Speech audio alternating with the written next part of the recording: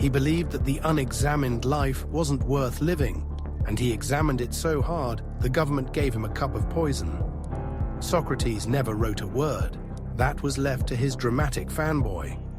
Plato, who turned dialogues into art and gave us the idea of the tripartite soul: reason, the charioteer; spirit, the fire; desire, the unruly horse that always wants snacks. Then came Aristotle, Plato's student, the ultimate thinker's thinker. He didn't just sit around philosophizing, he measured things. He created the first real attempt to categorize human emotions, motivations, and even what he called the psyche, the soul, but less spooky. He wrote about memory, dreams, association, and habit. He basically invented the idea that what you do repeatedly becomes who you are. So yes, binging cat videos might have long-term psychological effects. So you see, before psychology was a science, it was a whisper, a question, a mystery wrapped in incense and sand. Our ancestors didn't have MRI machines or peer-reviewed journals, but they had curiosity, they had culture, they had an urge to understand why we love, laugh, suffer, and sometimes punch walls. And so the ancient world passed on its questions to the next age. You've walked with me through the golden lands of Egypt, India, China, and Greece, where philosophers pondered and priests prayed. But now we descend into a different time, a time when the mind was feared, not understood, when madness was blamed on demons and the cure was often worse than the condition. Yes, welcome to the Middle Ages, where psychology took a nap and nightmares ruled the day. With the fall of the Roman Empire came a crumbling of classical knowledge. Gone were the scrolls of Aristotle. Lost were the reasoned debates of Plato. In their place rose religion, fear, and a whole lot of "let's blame the devil." If someone acted strange, muttering to themselves, twitching uncontrollably, or claiming to see visions, it wasn't seen as a mental condition. No, it was possession. Clearly, the townsfolk would say, he has been invaded by an unclean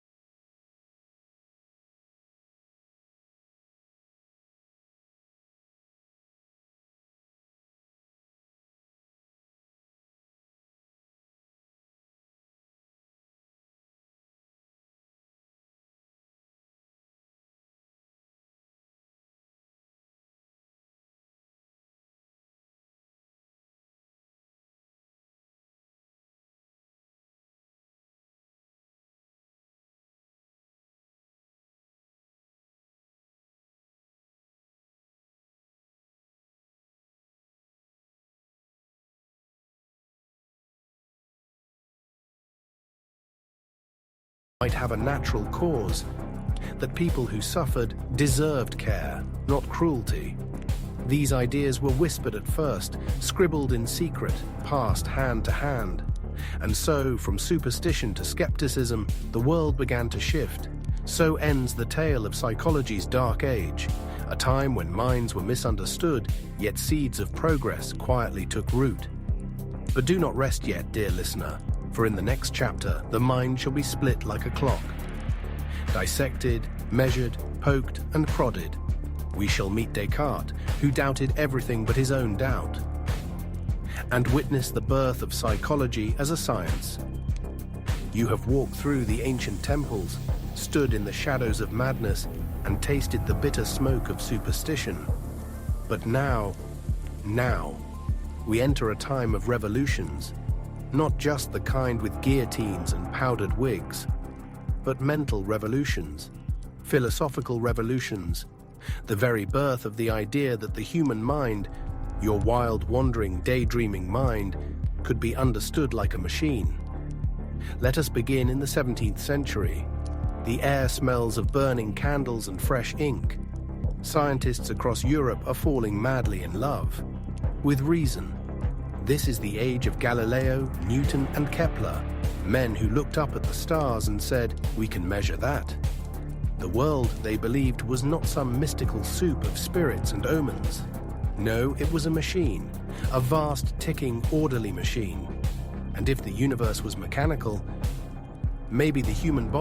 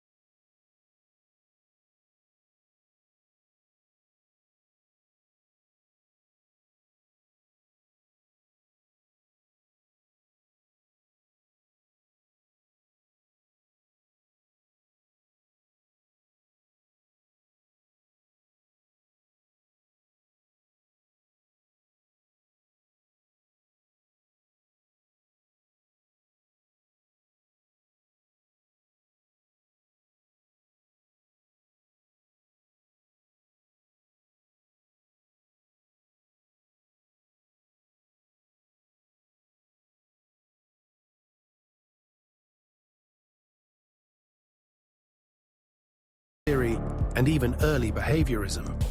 Following him, David Hume explored how our minds form ideas through association. He realized that when we hear thunder after lightning, we assume they're connected. Not because we know, but because our brains are lazy and love patterns. This was the birth of associationism, the idea that learning is built on linking events together. Yes, like your brain linking pizza with habits.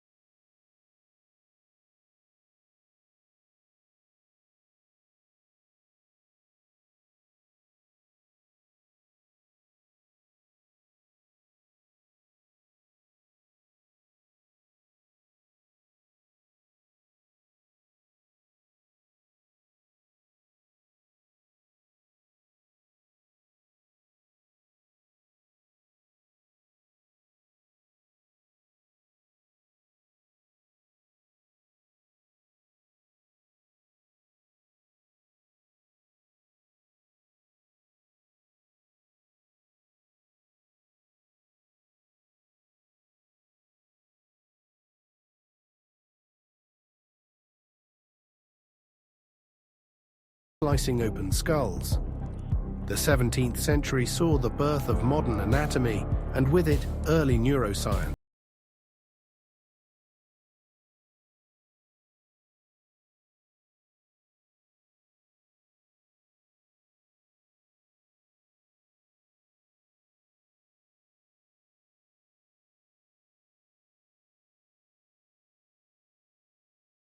Robert Hooke studied the nervous system, comparing the brain to a machine.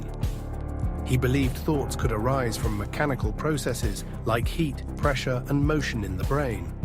Slowly, ever so slowly, the soul was being replaced by science, but not everyone was ready to let go of mystery. Then came a troublemaker. A loud, laughing, brilliant blasphemer, Julien Offray de la Métrie, French physician and philosopher.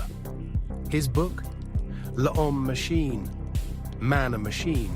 His message, we are not divine beings, we are not souls, we are biological machines, clever ones, but machines nonetheless. La Métrie claimed that thought, emotion, even morality could arise from flesh and fluids.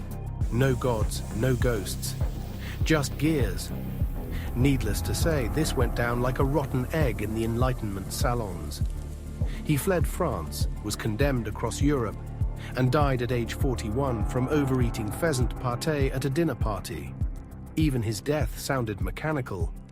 Now let us journey to Britain, where the tea was hot and the philosophy was cooler, more grounded. Here, psychology took a gentler path. A path of experience, not essence. John Locke declared that the mind is a blank slate, a tabula rasa. At birth, we know nothing. Every idea, belief, and behavior is written by experience. This idea would echo centuries later in theories of learning, behaviorism, and education. David Hume followed, digging deeper. He noticed that our minds connect events through habit, not reason. Lightning flashes, thunder follows.